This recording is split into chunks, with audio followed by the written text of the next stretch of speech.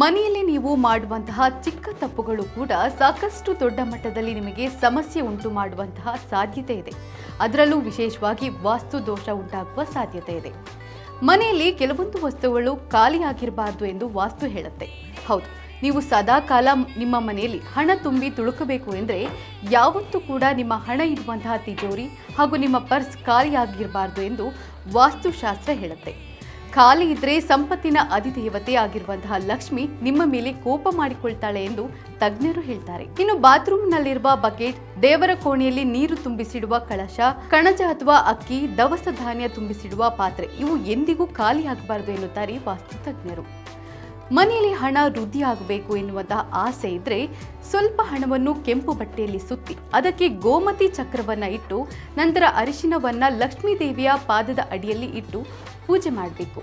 ಈ ರೀತಿ ಪೂಜೆ ಮಾಡಿದರೆ ಶ್ರೀ ಮಹಾಲಕ್ಷ್ಮಿ ಖಂಡಿತವಾಗಿ ನಿಮ್ಮ ಮೇಲೆ ಪ್ರಸನ್ನಳಾಗ್ತಾಳೆ ಎನ್ನುತ್ತಾರೆ ವಾಸ್ತು ತಜ್ಞರು. ಇದೇ ರೀತಿಯ ಮತ್ತಷ್ಟು ವೈವಿಧ್ಯಮಯ ಸುದ್ದಿಗಾಗಿ ನೋಡ್ತಾ ಇರಿ ವಿಶ್ವವಾಣಿ ಟಿವಿ ಸ್ಪೆಷಲ್.